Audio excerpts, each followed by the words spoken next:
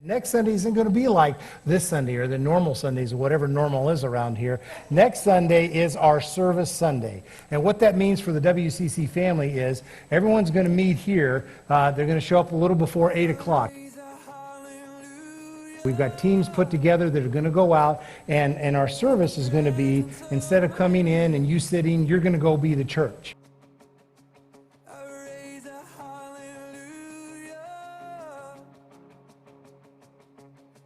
And the neighbors are coming out and they're looking at this church van and church people, and they're, what are you doing here? I mean, you know, they're like, you're supposed to be at church, aren't you?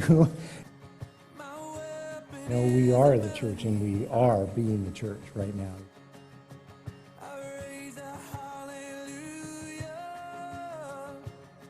The question is, how do we love God? You know, how do I love a God? How do I show love to a God that, you know, created everything that I know, including myself? You know, when it comes down to this, how do I do that? And how do I give to him and all these other kinds of things? And one of the greatest ways is by just what we did here today.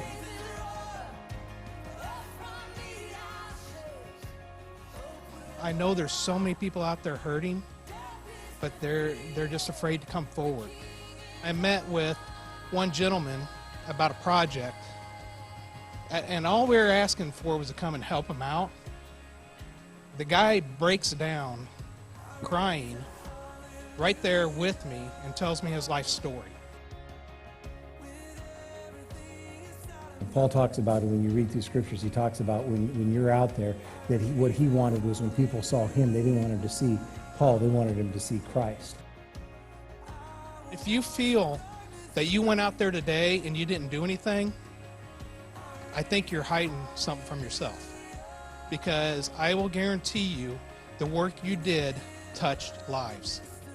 I know it's touched hearts. I remember last year through the year, and I know this will today, in ways that maybe we never ever hear, maybe we'll even not know on this side of heaven. Your hearts came, you came ready, you prayed up, you came ready to do it today. We need to do the same thing tomorrow. And guess what? Then Tuesday's going to come, and Wednesday, and Thursday. Don't leave here today thinking I did service and I'm done. Please don't. You'll miss out on so much. Jesus called them together and said, you know that the rulers of the Gentiles lord it over them, and their high officials exercise authority over them. Not so with you. Instead, whoever wants to become great among you must be your servant, and whoever wants to be first must be your slave. Just as the Son of Man did not come to be served, but to serve, and to give his life as a ransom for many. I don't know what that neighbor's going to ask of me. I don't know what that coworker is going to want of me. I don't know what kind of interruption is going to come into my life, and you're going to serve.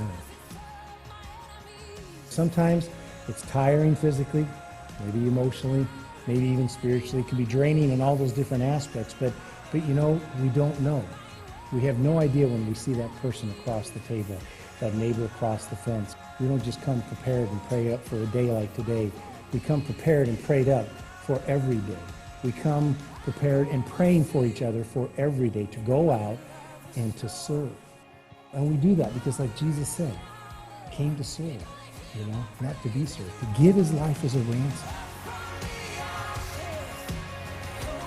We say here at Williamsville Christian Church, what we're about, our purpose, is we're to love him, serve them, and disciple all.